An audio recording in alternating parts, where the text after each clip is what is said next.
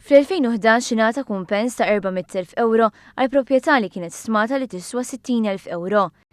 Emails ippubblikati fil-Gazzetta Malta Today jirreferu għal passaġġ fil-kampanja fl-imtaħleb li kienet tal-imprenditur Emanuel Peresso, kap eżekuttiv tal-kumpanija Michele Peresso.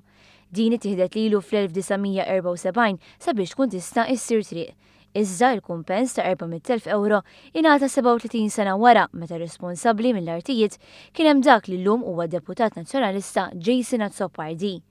Peresso rċieva l-flus kontanti minkejja li d-Direttur Ġenerali tad-Dipartiment tal-Artijiet Albert Mamo stima mhux aktar minn 60,000 euro.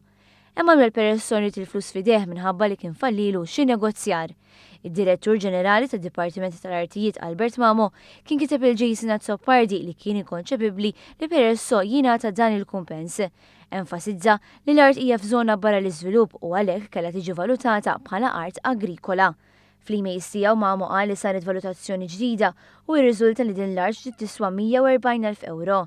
Sabiex żdiedet il-valur tal-art għal gwadan ta' Peresso, id-Dipartiment kellu jieħu data ta' meta ġie pubblikat avviż fuq il-Gazzetta tal-Gvern minflok meta saret it-triq fil-verità. Iżda Peresso baqa' jinsisti li għandu jieħu 400,000 euro u kkalkula l-prezz tal-art kieku tiġi żviluppata. 15 wara kiteb il-Margaret Farzon, assistent direttur fid-Dipartiment tal-Proprjetà tal-Gvern. Ikkopjat kien hemm l-eks Prim Ministru Lawrence Gonzi.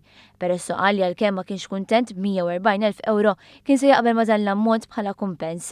Margaret Farzon kitbet lid-Direttur Ġenerali tad-Dipartiment tal-Artijiet Albert Mamo u qal li ma tafx minn fejn ġiet din iċ-ċifra.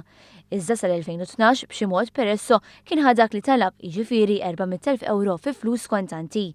Sorsi li tkellmu mal-istess ġurnal qalu li fil-passat ma kienx xi ħaġa ta' barra minn hawn li jsiru talbiet għal kumpens minħabba espropjazzjoni. Dawn kienu jkunu diskussi ma' ministri jew mal-uffiċċju tal-Prim Ministru.